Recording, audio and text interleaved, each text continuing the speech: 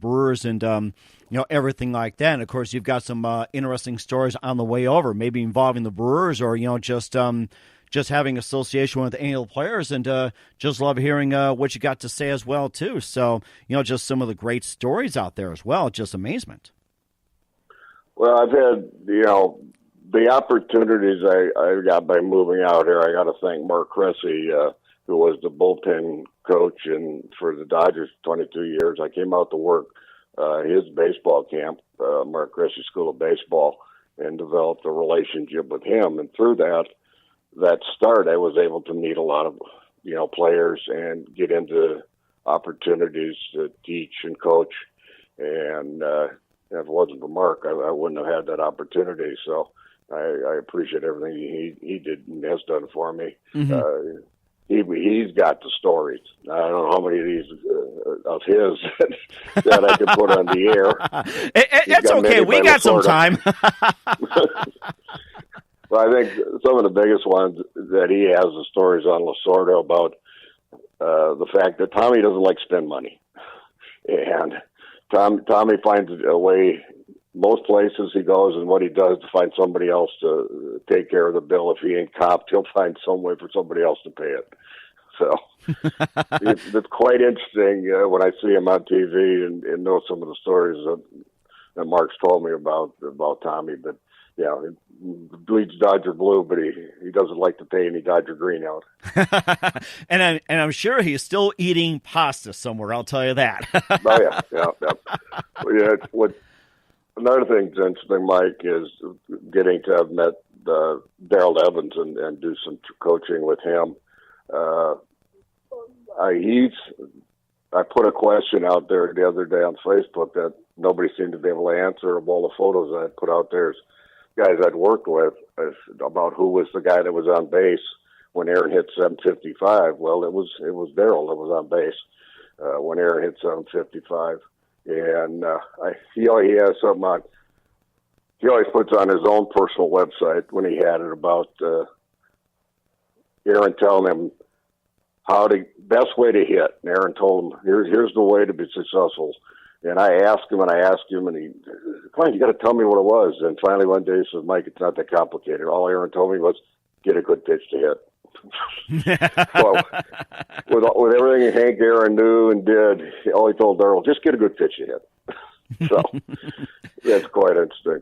I think that is pretty good too. I remember Darrell Evans, also went on to play with the San Francisco Giants, if I'm not mistaken, as well too. And he was also part of the teams that did consistent. So now I remember the day Hank Aaron did hit that 755th home run in Atlanta off of Al Downing, and I remember watching it in Wisconsin in Brewer Country. It was on black and white TV, and I watched this like, oh my gosh, it's like you're just seeing history right there too. And of course, he was also well respected in Milwaukee as well too, and just played baseball 6 months out of the year. And if I'm correct, he also worked as an insurance salesman in Milwaukee, well respected. Yes, the 6 degrees of separation, always all this stuff.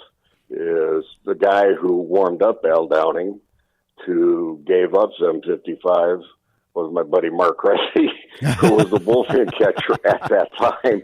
So, it's a funny circle how that all comes back around. But yeah, I mean, a lot of the old, I was in, obviously in Wisconsin days of the Braves, and Eddie Matthews, another all-star, was a car dealer, a car salesman in his off season.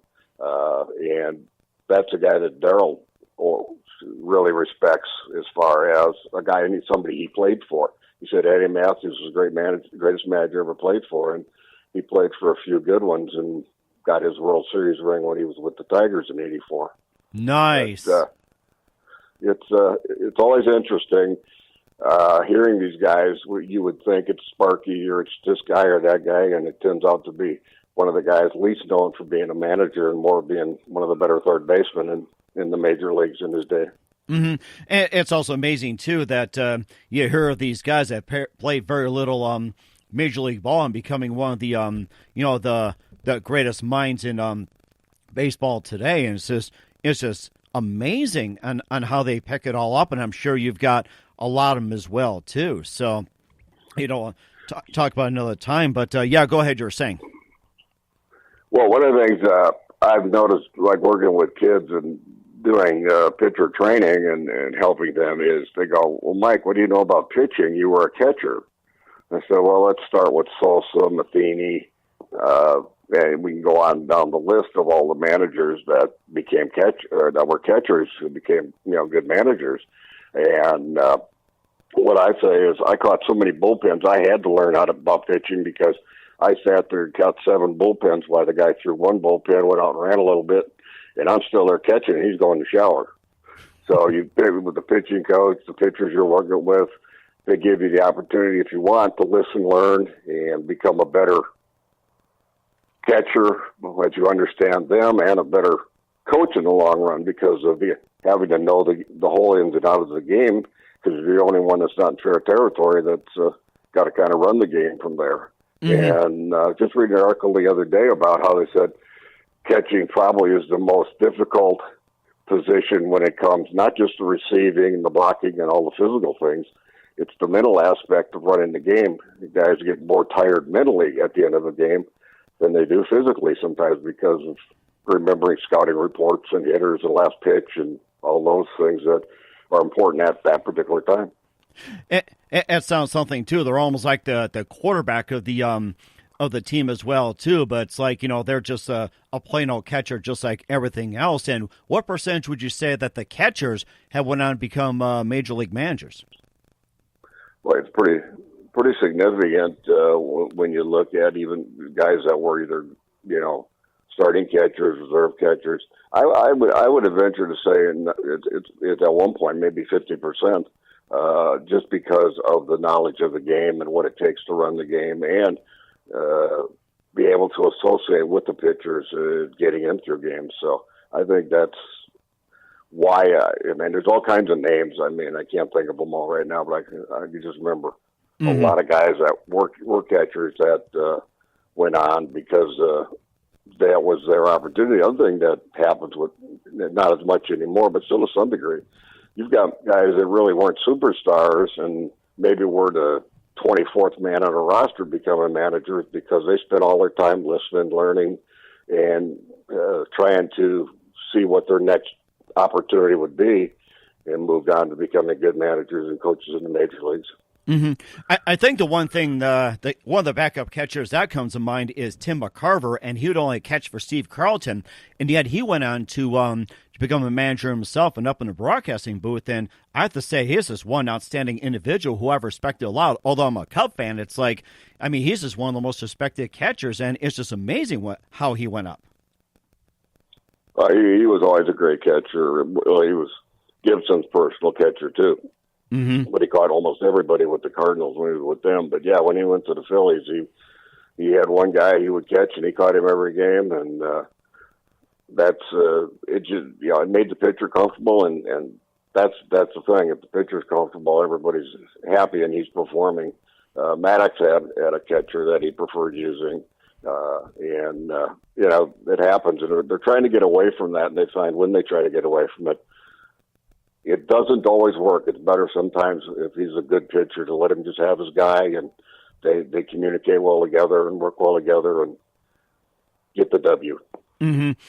And of course, you think about the pitching as well too. It used to be a long time ago that the pitcher would go 9 innings without a problem. Now you got this strategy, statistics, and everything else where it's like a pitcher goes like 5 innings, then you leave the rest of the relievers. You got the setup men, you got the closer. Now you just throw anybody in there. You pitch 1 or 2 or 3, and just throw everybody in there. So, what are your thoughts on that new strategy? Well, my thought is that I can see this all started with Tommy John injuries and limiting pitches, and it's a good thing, but I think it's a better thing when kids are young and that they limit pitches and take time off. That's one of the issues that people look at is the amount of throws a pitcher, even any kind of ball player makes, is the fatigue on the arm is what can cause the ligament to snap. And then the other theory is the arm only has so many throws in it, and if your ligament's going to go, it's going to go no matter what you do or what you don't do. Mm-hmm. But I think Dr. Andrews has the right thing as far as especially with young guys where you got to limit how many pitches they do and how often they do it. High schools now have a very restricted pitch count as far as what a pitcher can throw without having to go on 1, 2, 3, 4 days rest. And we had very little of any problem with our pitchers this year. Only problem we had with pitchers was a guy that came in with a problem or had already had a problem before, but not anything that we did trying to have them be successful and help the team. So it's important. But the whole philosophy, I go back to the day when the guys, if they didn't complete 9, they were mad, and the only guys in the bullpen was a guy who did blow out his arm, and he's trying to keep his career going for a couple of years and get 3 or 6 outs at the end of the game. And then the Gossages and the Fingers, and those guys came around, and it was just a fireman. And now it's leverage and all the statistics and all those things that people are looking at as far as when and if it's the right time to bring a pitcher in, or how long should you leave them in. I have found, and it's not a science, I have found that I can watch somebody throw, and I can pretty much, after all these years, I can tell you he's out of gas. Mm-hmm. He may not think so, or somebody else might not think so, but you can just watch them, and just the way their pitch performs or how they're finishing, whatever they're doing in their pitching mechanics, you can just see he's out of gas. Mm-hmm. And it's just been fortunate that way, and most of the time people agree with me, but pitch count's important, right? Yeah, especially at the lower levels. That's what the problem is, that there's too many young kids in travel ball get abused because they can throw and they can get guys out, but what's the future? And my goal has always been get everybody to their next level and get them there healthy and ready to able to keep playing, because who knows what that young man becomes 3-4 years down the road that he wasn't yesterday. Mm-hmm. And so now the new name of the game is it more like preserving a person's arm in the future? Like, say, if they want to continue baseball, or if they want to move on past baseball, or is it like, back in the old days, you just want to just keep it strong? So what's the message you're sending out to today's kids? Well, my message would be, as far as pitchers, is that you want to limit the amount of throws you make in any one given day or period of time, because pitching is not fielding. There's a lot more strain put on your arm, shoulder, when you're pitching, especially if you're still learning the mechanics of the game and not using legs and body weight as a transfer to help you throw and take some of the pressure off your arm. But I think with young guys, it's better to follow whatever the requirements or the minimums are, maximums are for whatever level you're playing at, and parents need to enforce that, with their coaches.